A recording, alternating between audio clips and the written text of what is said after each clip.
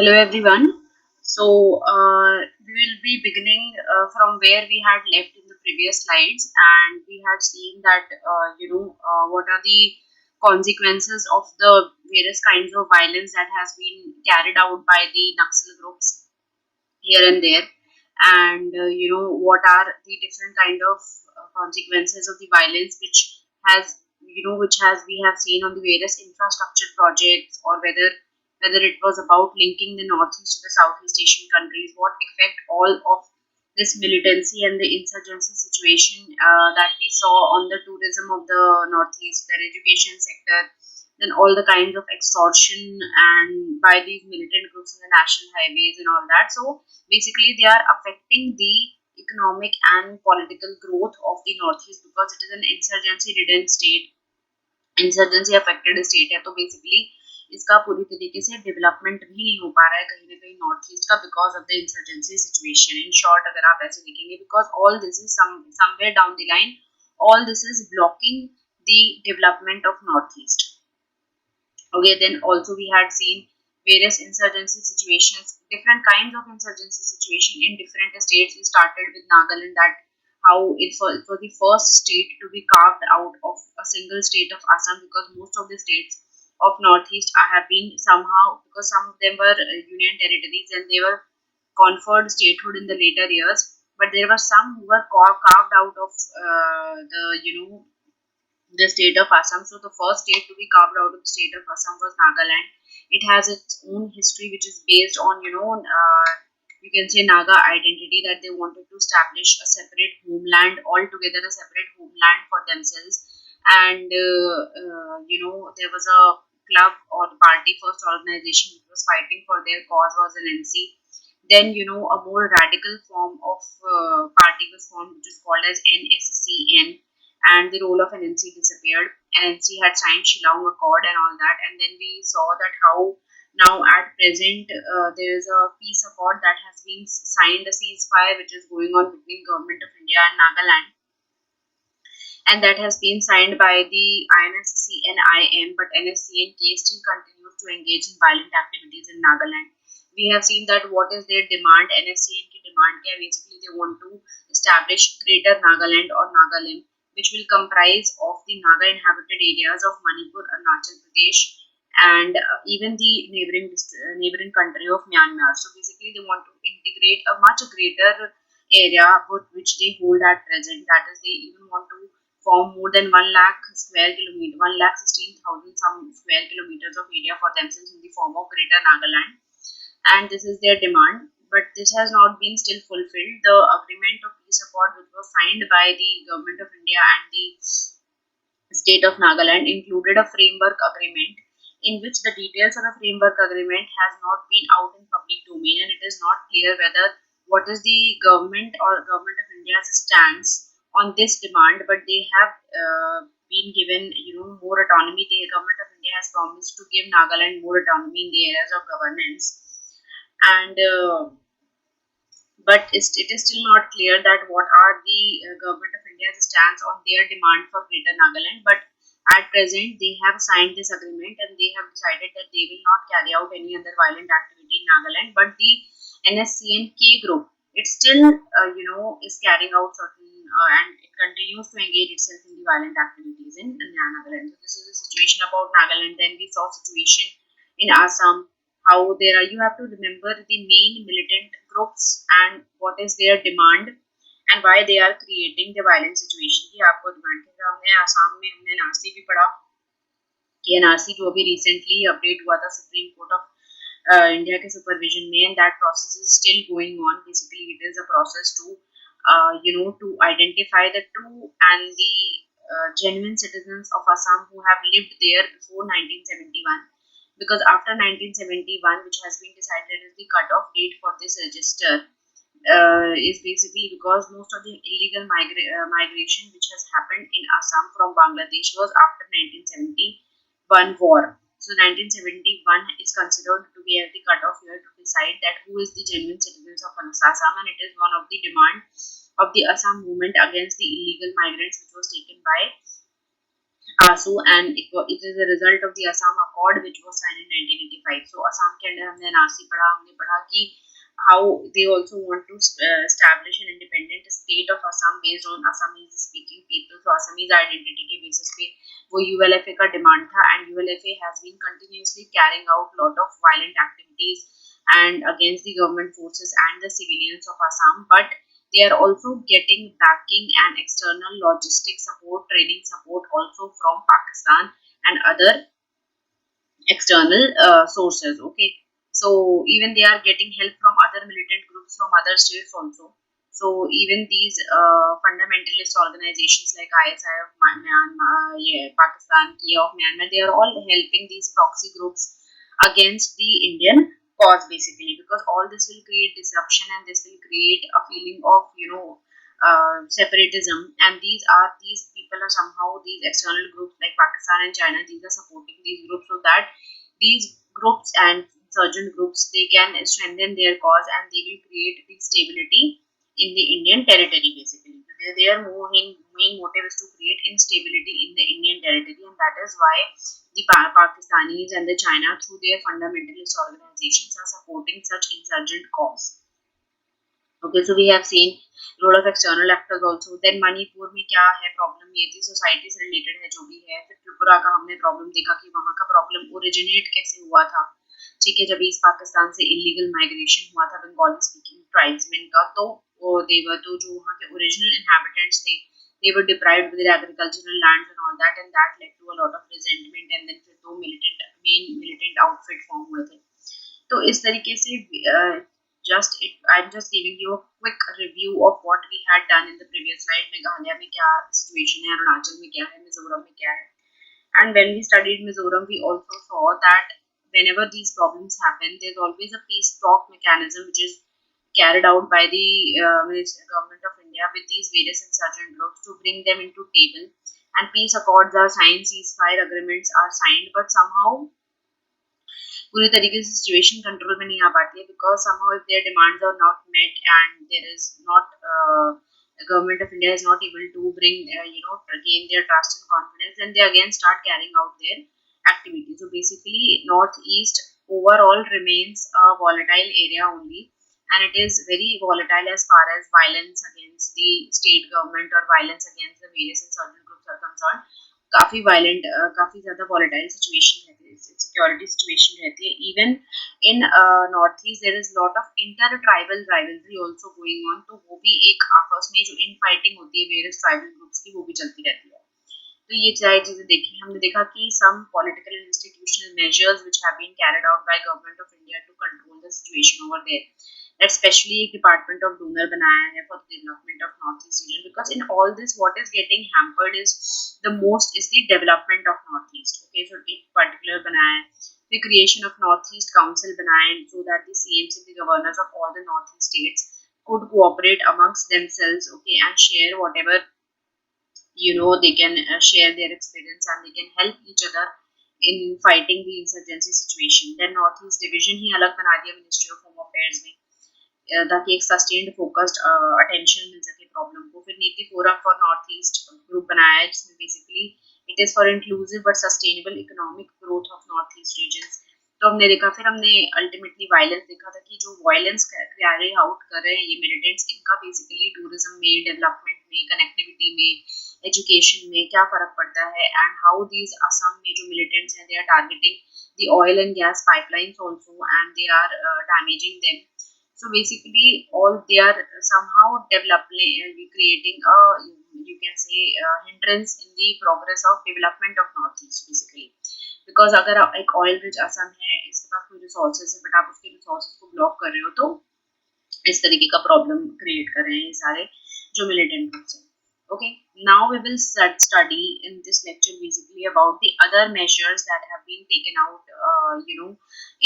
that have been carried out by the government of India to control the security situation. And one of the most important steps which has been taken by the government of India is first of all UAPA 1961. It is the Unlawful Activities and Prevention Act basically. तो इसमें जितने भी ये सारे आपके insurgent groups हैं, whether it is ULFA and whether it is all these different kinds of insurgent groups, NSC and all, they have all NSC and K जैसे कि हमने देखा, they have all been included under this UAPA Act.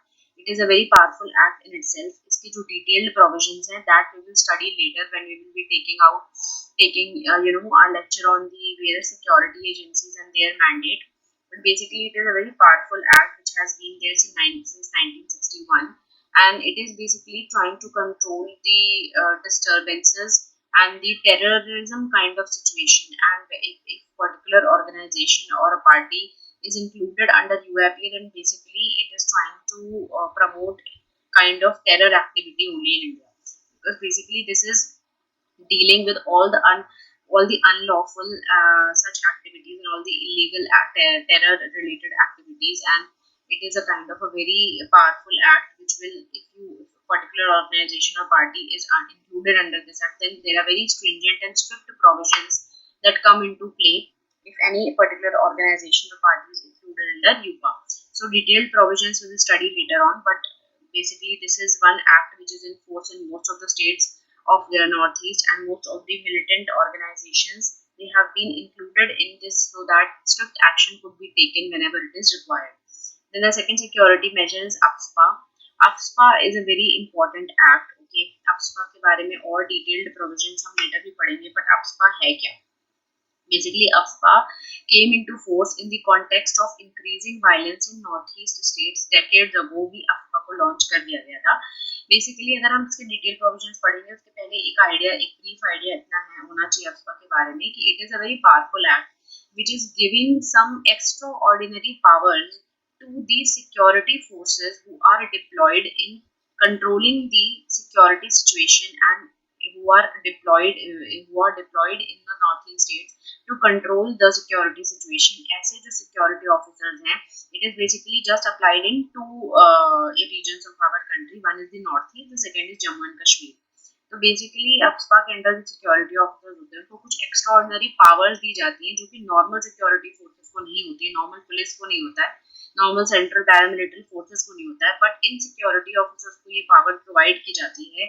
और जिस भी reason में AFSPA को लगाया जाता है या AFSPA इम्पोज किया जाता है वो बेसिकली डिस्टर्ब्ड एरियाज होते हैं. Disturbed areas as in that the security situation is volatile in those areas in the eyes of government, and therefore the security forces have to be given some extraordinary power to deal with any unforeseen circumstance that may come. So उसके अंदर बहुत सारे powers उनको दिए जाते हैं AFSPA में security forces को, that they can arrest someone without warrant or they can search the premises of someone whom they suspect that may try to disturb the security situation of those areas. उसके अंदर में security forces को power होती है कि they can even shoot or kill someone without any warrant and all that. So इस तरीके के बहुत extraordinary powers होते हैं security forces के पास में.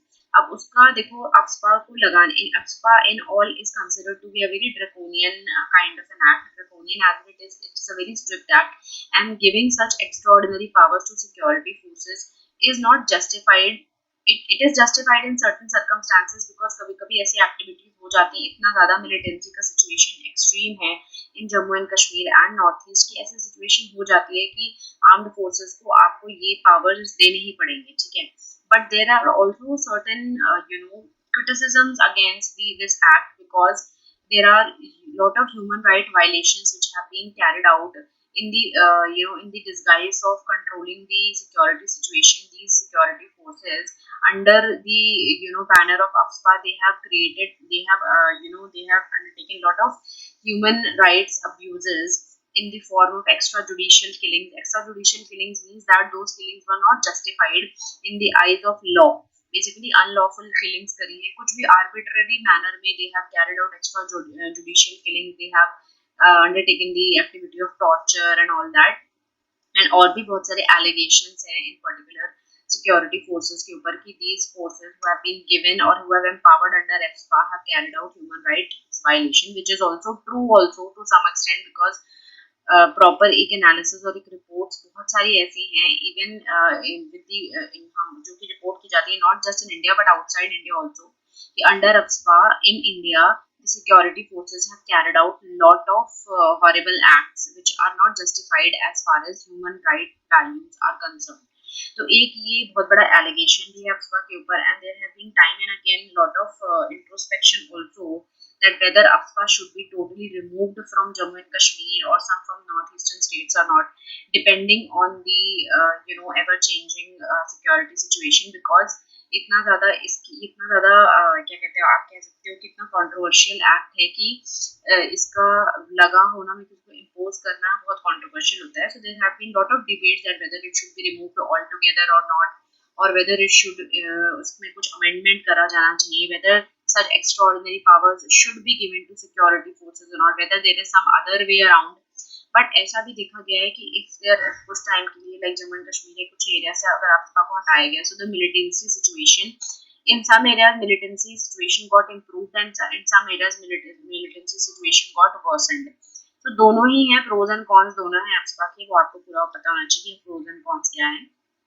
एट प्रेजेंट अगर हम देखेंगे तो it is applied in, it has been removed completely. First you have to understand it was applied in most of the states of Northeast, but at present it has been removed from Meghalaya.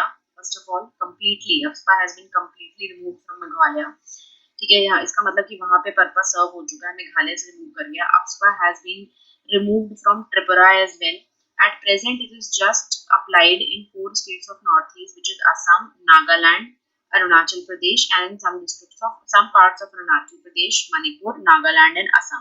ये 4 districts में है, and Meghalaya and Tripura में से पूरी तरीके से AFSPA को हटा दिया गया है. And over the period of time, it has been observed that there is a lot of improvement in the security situation of Northeast also, and the insurgency related violent incidents have come down to a good level in since last few years. Insurgency related to violent incidents against the security forces and against the civilians have come down. तो जो भी हम अब तक पढ़ते आ रहे हैं कि इंसर्जेंसी का सिचुएशन है नॉर्थ ईस्ट में, क्यों है, क्या है, तो ये भी पता होना चाहिए कि एट प्रेजेंट सिचुएशन क्या है. Present situation is that the insurgency situation in North east is quite under control. Violence against the security forces and civilians have come down to a good level. And इसी के behalf में, इसी के चलते ही बहुत सारे ऐसे प्लेसेस हैं नॉर्थ ईस्ट में जहाँ से AFSPA को हटाने की भी बात की जा रही है on account of the improving security situation. तो ये सारा एक फैक्टर है. And then there are lot of ARC reports time and again, because always government forms committees and tries to form committees and to ask from these committees whether AFSPA should be continued in these regions or not, and most of these committees have come out with the recommendation that AFSPA should be removed. Like second ARC report also in its recommendation has recommended that AFSPA should be removed altogether. Then there are other committees also and reports which the government of India establishes, which have recommended removal of armed forces Special Powers Act from Jammu and Kashmir and Northeast. But ऐसा नहीं है, government has not accepted the demand fully, and it is still applied in many states of Northeast.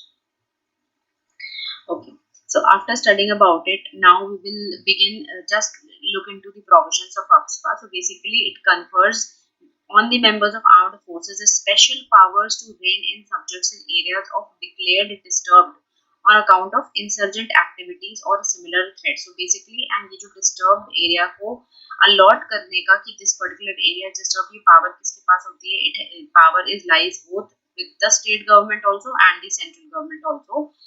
Okay, that even a state government can declare any area which it considers to be disturbed. Okay, whether on account of any kind of religious factor or security situation, कोई भी factor के basis पे a government of India or state government of that particular state can declare that this particular area is a disturbed area and the security situation over here could get worsened or is on the verge of getting disturbed. So किसी भी basis पे आप कर सकते हो. ठीक है.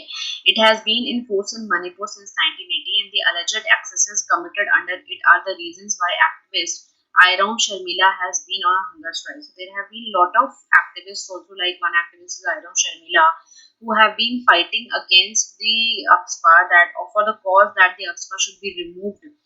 Because basically कई सारे रीजन्स में भी बेसिकली लास्ट कुछ साल पहले ही सुप्रीम कोर्ट ने भी ऐसा कहा था कि मणिपुर में बहुत सारे ऐसे इंस्टेंसेस आए हैं where they have carried out human right violations, and there should be a proper inquiry. That पहले ऐसा था कि if a security force commits any offense where the UPSPA is applied, then there will be no judicial inquiry against that particular security officer.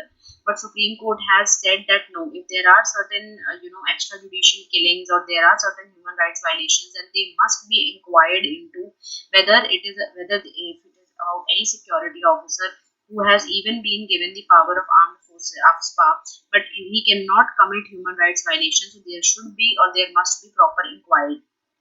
What are these special powers? UPSPA allows any commissioned officer, warrant officer, non-commissioned officer, any person of equivalent rank to fire upon or use force against any person acting in contravention of any law for the time which is declared as the disturbed area, arrest without warrant, destroy any structure, conduct searches, okay, even anything they can do. So they have been given extraordinary powers. Bars prosecutions or proceedings, that means that these particular security officers who are placed in those regions where UPSPA is applied, they are immune from any kind of proceedings or prosecution. That is, no legal action can be carried out against the security officers if they carry out any offense, and this is what is giving them extraordinary power to arbitrarily act in whatever manner they want to. But this is not justified. If you are carrying out human rights violations, then you must be accountable in front of the law. This is what is the debate which is going on, and this is what is the argument of most of the commissions, that if you are undertaking any human rights violations, then you must be held accountable. Okay, if any personnel is committing accessing while exercising powers under this act, they must be held accountable. But under this act, it is prohibited, and the security officers have been given full immunity against any kind of prosecution or proceedings. Okay. Now, what are the other things? This was all about UPSPA. Not all about UPSPA. There are a lot of other provisions which we need to look into detail when we will be studying UPSPA all together under your security forces and agencies वाले topic में. But यहाँ पे brief idea दिया. Then what are the other steps? And अभी इस North East में आपको पता होना चाहिए कि मेघालय में नहीं है. It has been totally removed from Meghalaya. Tripura में नहीं है, but कौन से 4 states में है? Nagaland, Manipur, and Assam, and some districts of Arunachal Pradesh में अभी भी UPSPA is applied. Now, what are the other security related steps which the government of India has taken? Deployment of central paramilitary forces, and government is reimbursing any security related expenditure that may arise in these states. Basically, अगर कोई security related expenditure होता है तो reimburse कर देना, मतलब वो पैसे जो state ने उस पर्टिकुलर पुलिस फोर्स को डिप्लॉय करने के लिए, उसके मॉडर्नाइजेशन के लिए, उसकी ट्रेनिंग के लिए जो फंड्स स्टेट गवर्नमेंट ने लगाए, वो सारे फंड्स सेंट्रल गवर्नमेंट रीइंबर्स कर देता है. That is called as security related expenditure scheme. So basically, central government is taking the responsibility of bearing the expenditure costs of keeping such central paramilitary forces in the northeastern states. Then surrender cum rehabilitation scheme. This is also one of the very important schemes. Surrender cum rehabilitation of militants in Northeast scheme, that they will be provided with certain financial amount or a cash benefit या कुछ उनको दिया जाएगा कि if you yourself come and surrender, then you will be given this much amount. एक reward दिया जाएगा, so that it will encourage the militants to give up arms and to give up violence and to surrender in front of the government. So this has got its both pros and cons. It has been successful to some extent also, and इसकी वजह से भी कहीं ना कहीं militancy का situation improve हुआ है नॉर्थ ईस्ट में, but it has backfired also because people then they accept the reward and then they again start indulging in the violence. So what is the use then? Also, there is another program which is being carried out as the civic action program. It is basically same like the one we had studied when we were studying the security situation about the Naxalism and the Naxal affected violence में हम देखे तो वहाँ पे भी एक civic action program carry out किया था गवर्नमेंट ने, basically to boost the image of the armed forces. So, or you can say that where the armed forces will try to win the support or win the hearts of the local people of those areas, so that armed forces और local लोगों के बीच में एक जो trust build up हो सके. So basically this program is for that purpose. Then infrastructural measures बहुत से लिए गए हैं, जैसे north east road sector development scheme, ताकि जो inaccessible terrain है या जो unfavorable terrain है वहाँ पे रोड कंस्ट्रक्शन वगैरह बनाए जा सके, so that better connectivity हो. Then एक जो SRADP है, is a special program for road construction only, which is under the Bharatmala परियोजना. फिर इस तरीके के बहुत सारे economic and social developmental measures भी लिए गए हैं, which is for tourism development से related हो, या PM कौशल विकास योजना को full strength से डेवलप किया जा रहा है, so that the skill development of the youth of those northeast tribals could be undertaken, so that उनको proper employment मिल सके. Then tourism के लिए, because see northeast is a very unique it has a very unique culture. So basically अगर आपको tourism point of view से देखना है, then it could be established and it could be promoted to a very good level, which could boost the economy of northeast. तो उस particular domain पे भी काम करने के लिए steps लिए गए हैं. The National Bamboo Mission, Make in Northeast initiative, wherein under the lines of Make in India, जहाँ पे domestic जो production capabilities हैं वो extend की जा सके, तो ये बनाया गया. Then Digital Northeast Vision बनाया गया, which will emphasize on the digital technologies to transform the lives of people, because वहाँ पे connectivity का बहुत issue है, तो वो सारी चीजों को improve करने के लिए. The Northeast Industrial Development Scheme carried out to focus on the MSME sector, basically MSME sector, that is the local industrial sector जो है MSME sector basically are the medium and the small enterprises, जो industries होती हैं वो उनका focus पे focus करना होगा, बिकॉज ऐसे जो प्लेसेस होते हैं जहाँ पे इकोनॉमिक डेवलपमेंट वहाँ नहीं होता उतना, वहाँ पे बहुत हाई इंडस्ट्रीज नहीं होती है, but there are small scale industries which are functioning in those area. तो उनके डेवलपमेंट के लिए ये North East industrial development scheme का लॉन्च किया था. अब सबसे ज्यादा जरूरी जो इंडिया ने स्टेप लिया है to somehow link north east and to promote its development is the India's act east policy, and this will have a direct effect और a direct bearing on the north east states of India का जो security या जो economic situation है. Basically, if you understand the geography, then northeast region is one region which is a linking point for three civilizations that we had discussed in the previous slides also. First is the Chinese one, because a lot of connection with the Chinese people and Chinese territory can also be done through the northeast. Then obviously the Southeast Asian countries also, through Myanmar, Thailand, and countries के through you can even reach the Southeast Asian nations also, and obviously Indian civilization तो है.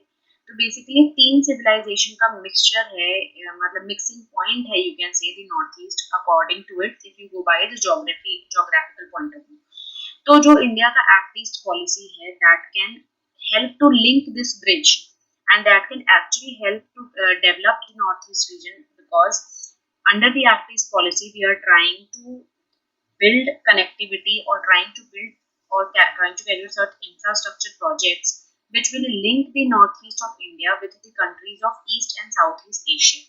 And if there is a linkage of or infrastructure link which is happening between northeast and these countries, then what will happen? Obviously, it will improve the flow of men, that is people will travel, people to people contact बढ़ेगा, material technology वगैरह का transfer होगा, and ideas also will flow to the northeast, so that lot of economic development will also take place, because if there is movement of people and materials and technology and ideas, obviously that will lead to the development, and that will lead to the development of that area. And also under this Act East policy, there is heavy focus which is being given to the development of northeast region.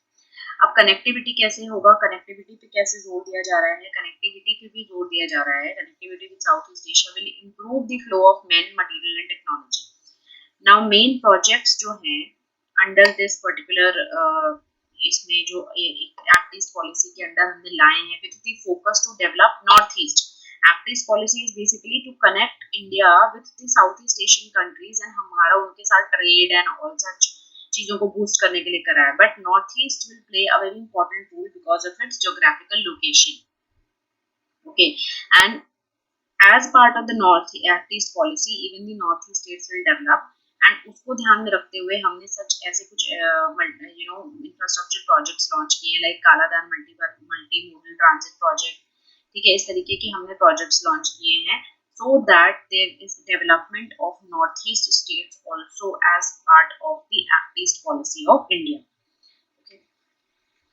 Now, after talking of the northeast situation in full detail, that what the government has done, what are the various security measures government has taken to control the insurgency situation, and what is the actual scenario of the violent activities which are being carried out by the various insurgent groups, and after looking into details of what kind of insurgency situation is prevalent in each of the states, now with the second head or the subhead which will be taking under the topic of role of state and non-state actors is the topic of Jammu and Kashmir militancy.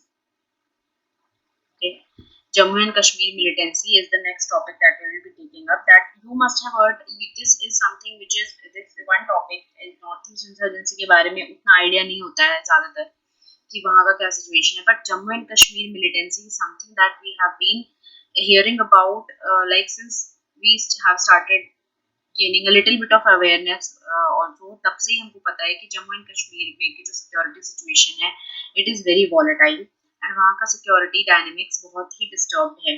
And उसके पीछे हमें ये भी broadly पता है कि the reason why that is happening is because Kashmir is a bone of contention between India and Pakistan has not left any stone unturned to disturb the security situation by promoting cross-border terrorism, by promoting cross-border infiltration of militants, by radicalizing the people and the youth of Jammu and Kashmir through social media and such other manners, and by using ISI, which is one of its fundamentalist organizations, to promote more and more such proxy groups in Jammu and Kashmir, which may pretend that they are fighting for Kashmiri's cause, but they are actually trying to promote and sponsor terrorism and a lot of illegal activities, smuggling of arms and money laundering and all such illegal activities. Pakistan has always been a very active player as far as disturbing the security situation of Jammu and Kashmir is concerned, and it has never accepted that Kashmir is an integral part of India, and that is why it's a bone of contention because it is a matter of sovereignty also. sovereignty issues भी हैं. sovereignty issues इसलिए हैं because जो boundary है Jammu and Kashmir की, या जो issue है जम्मू एंड कश्मीर का, that has never been settled between Pakistan and India, because over the period of time there have been certain mistakes which have been done from the Indian part also, which has then been exaggerated by Pakistan and to use it against India, okay, and to radicalize the youth and the people of Kashmir against the Indian government. And you know that it is one of the only Muslim majority states of India, तो वहाँ पे radicalize करना on the name of religion, on the name of separatist tendencies वो बहुत easy भी है पाकिस्तान के लिए, because Pakistan is a Muslim majority country and Kashmir is a Muslim majority state of India, तो उसको वहाँ के लोगों को radicalize करना पाकिस्तान के लिए आसान भी रहा है. And Pakistan has always tried to win over the weaknesses which the Indian government has. Somehow Indian government की बहुत weaknesses रही हैं as far as Kashmir is concerned, as far as the developmental of Kashmir is concerned, whether it is on the economic, social or political basis पे. तो कहीं ना कहीं ये सारे weaknesses का पाकिस्तान ने यूज करा है, and by the help of its proxy groups or the various militant terrorist organizations which Pakistan has sponsored directly from its soil in Kashmir, it has tried to destabilize Kashmir, and it has always tried to disintegrate Kashmir from the Union of India, कि वहाँ पे हमेशा एक separatist tendency बनी रहे, and the Kashmiris can never get assimilated to the India as whole. तो basically Pakistan का ही role है पूरा तरीके से जम्मू एंड कश्मीर का militancy situation को खराब करने के लिए. So I'll just take a 1 minute break and then we will be continuing it from here.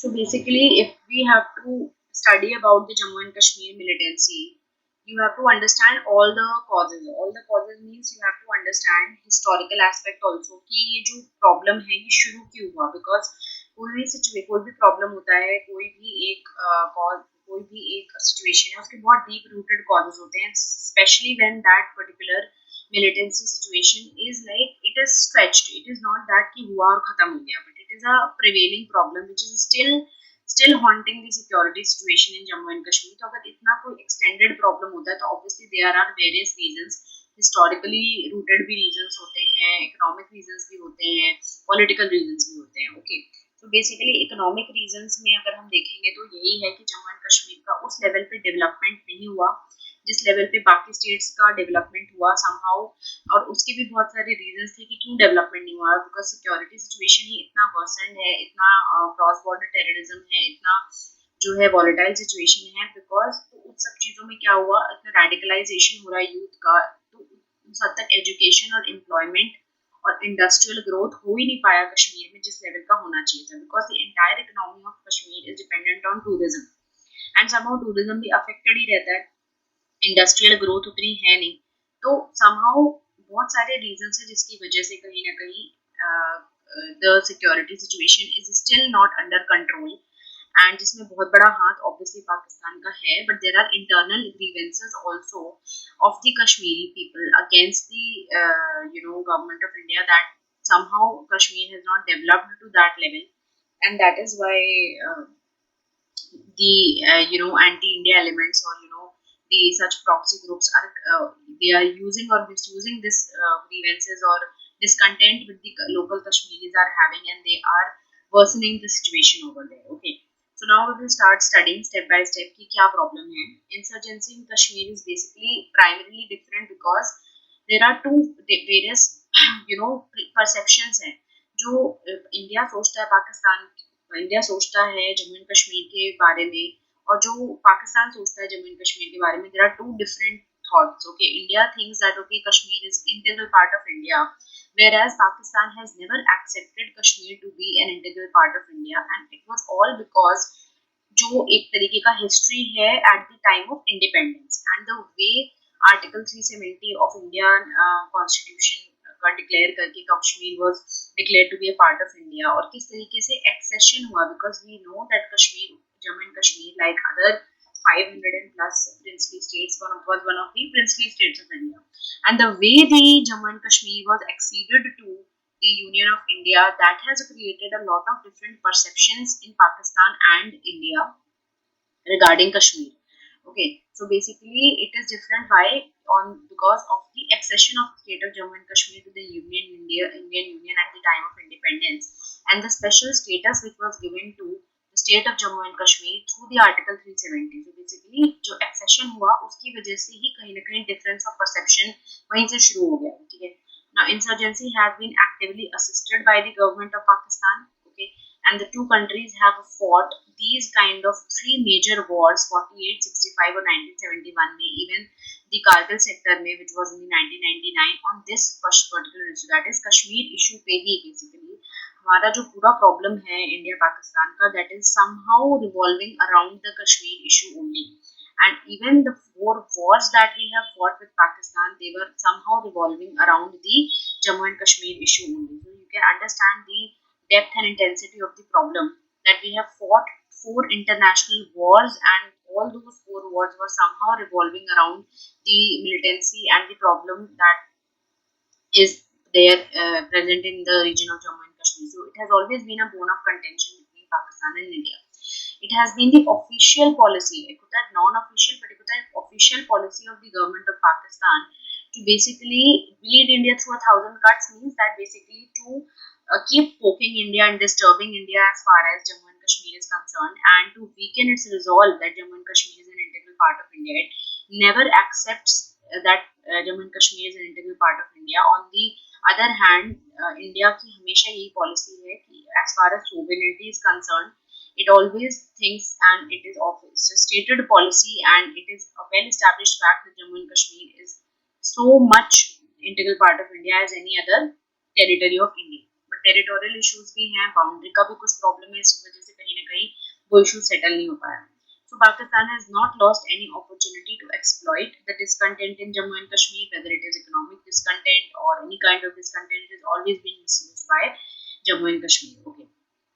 So all this ये जो reasons हैं, they are all because of a very disturbed historical reason, or you can say a torn history which is there between Jammu and India Pakistan. तो वो क्यों है वो हम पढ़ेंगे.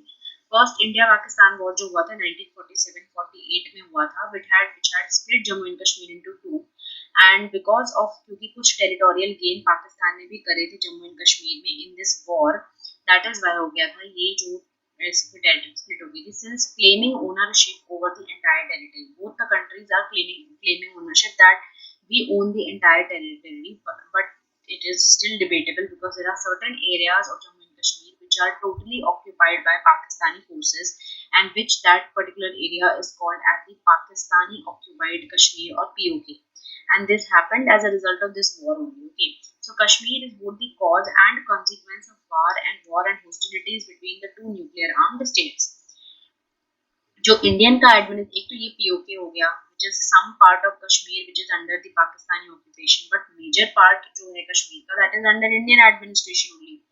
So there have been a lot of activism, political activism against New Delhi's interference in the local politics of Jammu and Kashmir, which eventually led it to an armed rebellion in Jammu and Kashmir in the late 1980s. This is what book later की एक line लिखी हुई है, वो हम बाद में देखेंगे कि इस लाइन का बेसिकली मीनिंग क्या है, बट मेनली जो लोगों का वहाँ पे एक ये भी डिसकंटेंट है, ये भी एक कंप्लेंट है against the Indian union that though you have given us a special status against under the article 370 that we have been accorded special status, and your area of influence, New Delhi's area of influence in Jammu and Kashmir is just limited to three aspects: defense,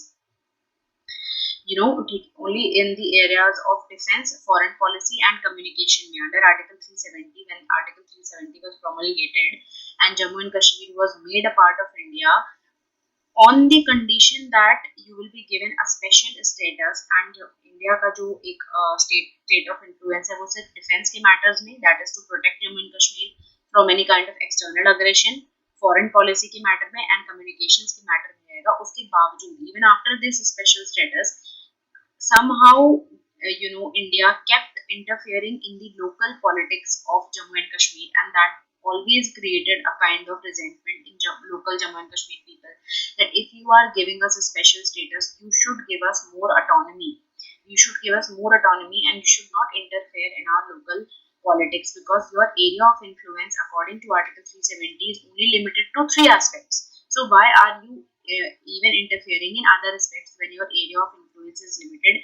And that Jammu and Kashmir has acceded to India, and 370 Article 370 was a kind of a linking a bridge between India and Kashmir, and it was a linking thread which connected India and Kashmir. So why are you then breaking the norms of Article 370 and you are interfering? That was actually the discontent against the local Kashmiri people. Okay, so that was the starting thing. Then what is the roots of insurgency? Roots मतलब अगर हम बात करें कि बिल्कुल deep rooted causes क्या हैं, from where did it actually start? Basically क्या हुआ था 1948 में, when this war had happened and all that, and there was POK or a lot of area which was occupied by Pakistani forces and all that. उस time पे क्या हुआ, because both of these countries are fighting and they are claiming ownership over entire territory, that Kashmir is ours and India is saying Kashmir is ours. Okay, so basically to solve this particular territorial problem, UNSC had passed resolution at resolving the Kashmir dispute, and it had proposed a referendum among the Kashmiris to decide which country they want to join. Okay, so what it suggested, that you conduct a referendum in Kashmir and you let Kashmiri people, local people, decide that which country they want to be part of, India or Pakistan, because both of the countries are claiming the ownership of entire territory. So it was left to the Kashmiris only to decide through a referendum. Okay, but India always opposed this idea of plebiscite or referendum, but it recognized the importance of integrating the Kashmiri descent. Okay, we will not go against your wish, but India was never in favor of conducting a referendum and let alone Kashmiris decide whether they want to be part of India, because there might be some kind of insecurity that they might join Pakistan. So India never was in this favor. Okay, but then what India did on this particular point, that to gain the local support and to counter Pakistani influence and claims over the disputed territory, it granted Jammu and Kashmir special autonomous status. Okay, that only in the year, and that you will be assimilated and you will be part of Indian Union and you will be part of the framework of Indian Constitution, but only the linking thread would be Article 370, that special status would be given. You will have, and under those special status, Indian government's power was only limited in these three domains: defense, foreign affairs, and communication. In all the other areas, it was the state of Jammu and Kashmir which had full autonomy and full power to carry out legislations and to carry out governance the way the state of Jammu and Kashmir wanted to. Only in these three domains, Indian government will have a sphere of influence over Kashmir. Otherwise, Kashmir will be totally, independent and have autonomy as far as other areas of governance are concerned. That was what was the gist of Article 370, and on this particular condition only, the Jammu and Kashmir was acceded through the instrument of accession. It was acceded to India. So basically, and as part of Article 370, there was an Article 35A, which later come, and it was actually a part or derived from Article 370 only. And actually, it gave the state's permanent residents, that is, actually जो state के जो permanent Kashmir के residents है, exclusive rights to immovable property. That is, no other citizen of India outside Jammu and Kashmir can even buy any kind of property, own any kind of property in Jammu and Kashmir. जो state के residents होंगे उनको ही exclusive right था property के ऊपर. Even only those who are within the state or who are the residents of Jammu and Kashmir will have the right to vote.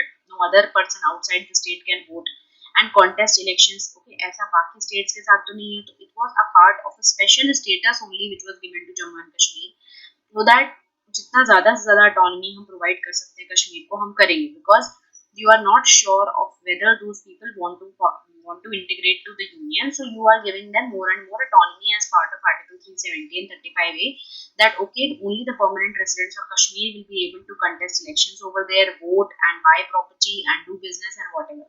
Also, to seek employment in the local administration, it will be only the locals who will be promoted to seek employment in the administration. No other outsider will be allowed.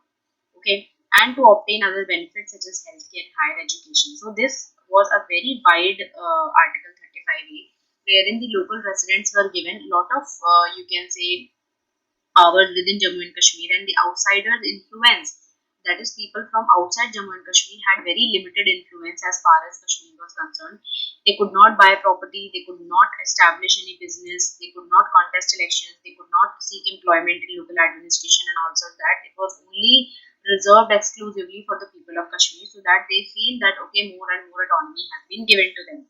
But then how, basically ये तो एक आपके एक ideal reason है कि ठीक है हमने किया, बट किस लेवल तक हमने इस ऑटोनॉमी को इम्प्लीमेंट करा वहां पे, वो देखने वाली बात होगी. ओके, बिकॉज स्पेशल स्टेटस सिर्फ जम्मू एंड कश्मीर को नहीं है. If you have studied polity, you will know that special status has been given to many northeast states of India also, considering their unique cultural identity, considering that okay, the most of the population in northeast is tribal population, and those tribal population, they have their own distinct identity and their own ideas of government. So we are even implementing the special status in many of the northeast states of India also, even in Andhra Pradesh and many south states also. We have given them certain special status so that they can carry out the governance or autonomy the way they want to.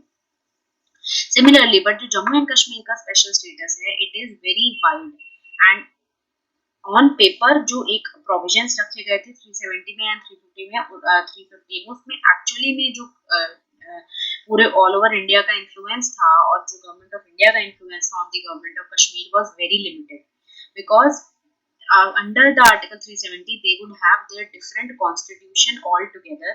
They would have altogether different powers to appoint their assembly, and everything would be different.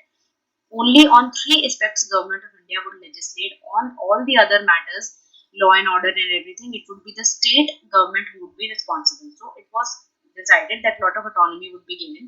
Then Article 35 को सिर्फ government को autonomy नहीं मिली, लोगों को भी बहुत autonomy के provisions रखे गए, बट उसको implement करा या नहीं ये देखना होगा, क्योंकि मेनली जो प्रॉब्लम आई वो इम्प्लीमेंटेशन पे ही आई कि ठीक है आर्टिकल 370 आपने करा, ओके ठीक है, इंडियन गवर्नमेंट का बहुत लिमिटेड इन्फ्लुएंस होगा, only the Kashmir and the state assembly of Kashmir would be empowered and everything, but then slowly and gradually we didn't stick to what we had promised to the Kashmiris, and Indian government started interfering in other matters also apart from the matters that they had promised in Article 370. ऐसा नहीं हुआ, बाकी बाद में हमने उनके और भी matters हमने influence करना शुरू कर दिया और कहीं ना कहीं वही बहुत ज़्यादा उनके local जो political matters में हमने influence करना शुरू कर दिया, interfere करना शुरू कर दिया इंडियन गवर्नमेंट ने, तभी वहाँ के लोगों को problem होना शुरू हुई कि if you are promising more and more autonomy to us, then why are you interfering in our local political matters?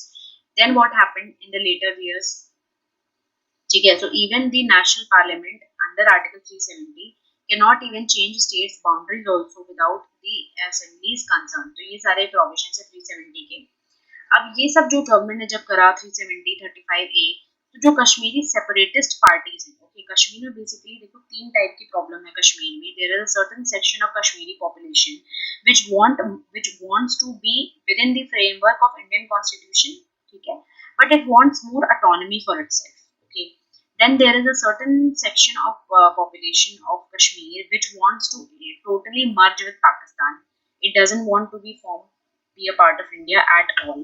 और एक सेक्शन है कश्मीर पॉपुलेशन का which is the separatist parties हैं, they want to form a totally independent Kashmir nation which is independent of the influence of either India or Pakistan. वो ये चाहते हैं कि किसी का भी influence हमें नहीं चाहिए.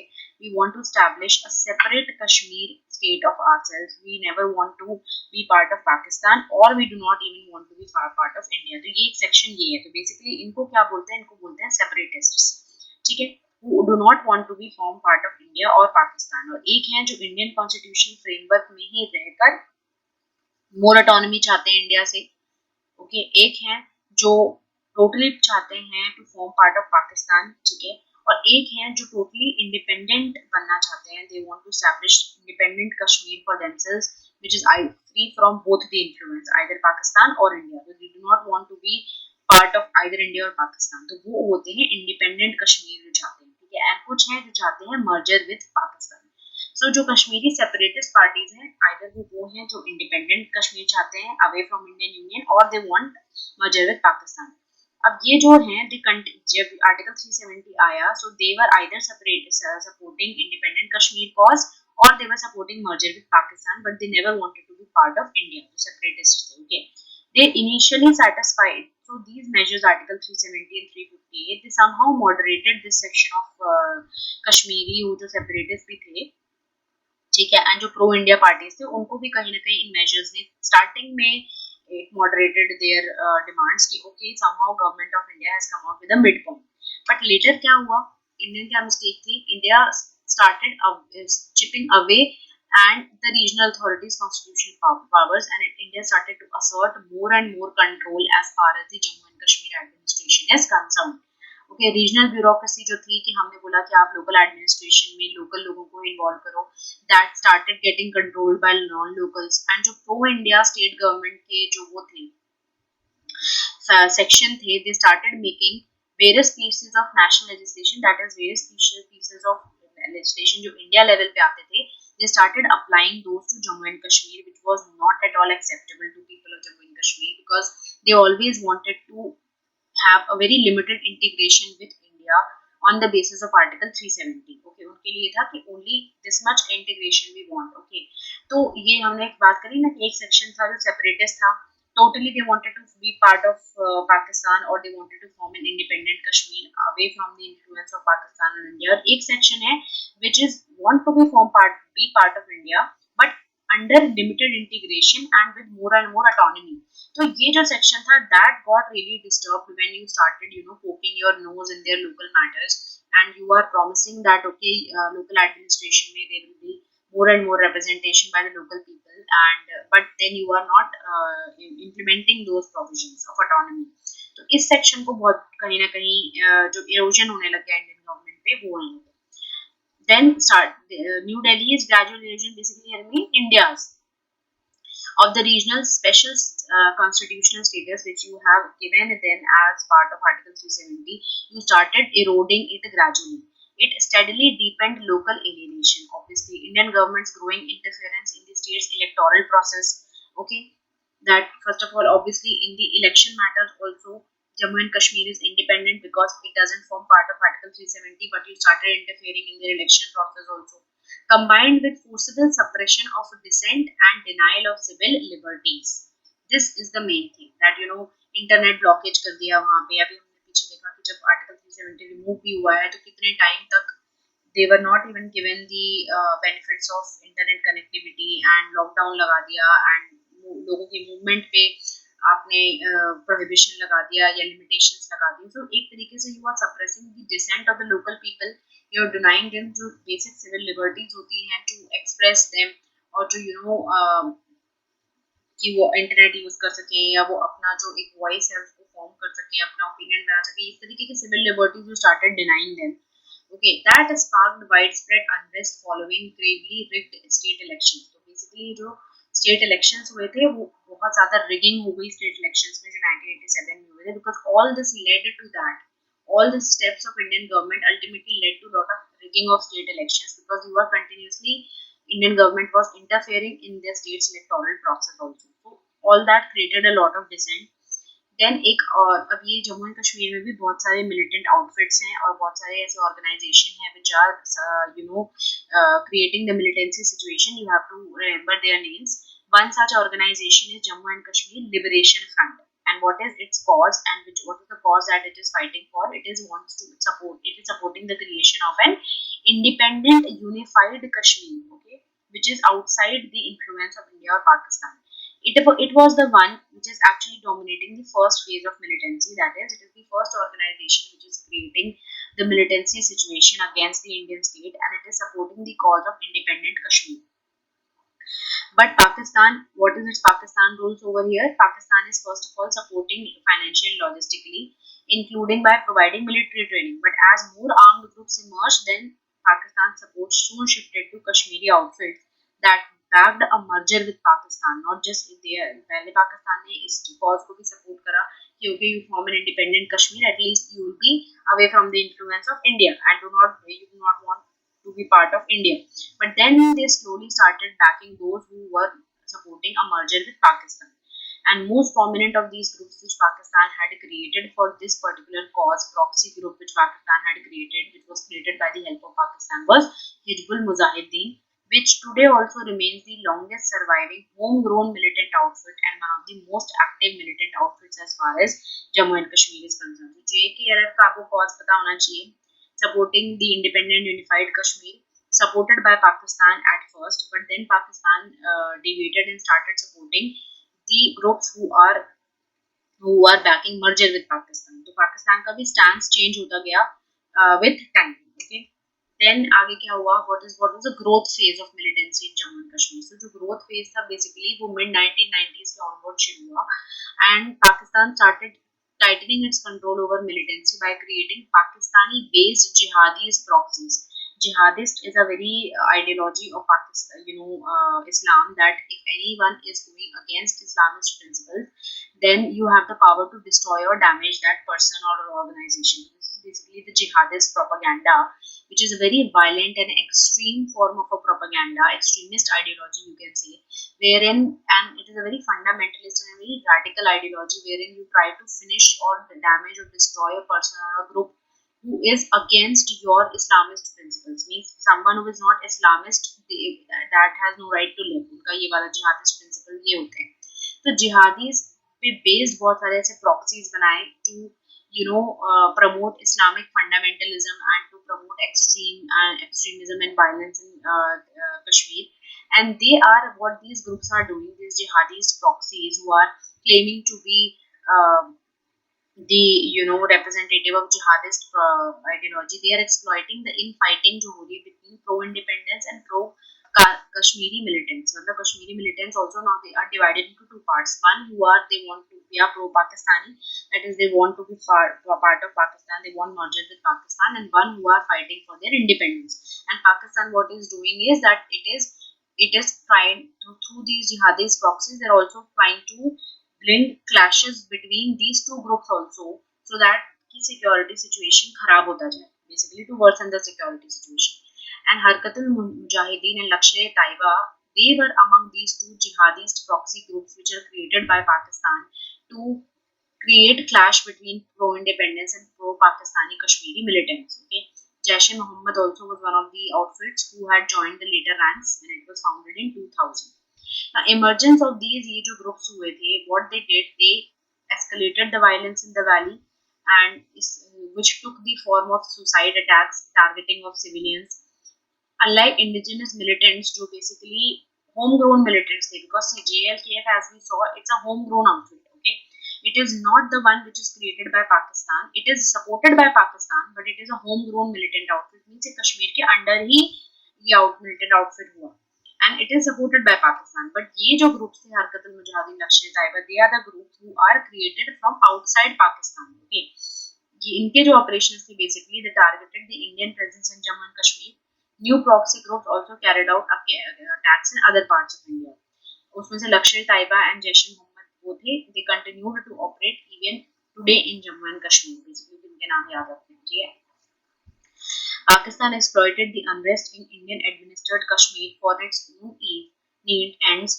Conflict remained rooted in local grievances against the Indian state. So this is what is the main thing that you have to understand.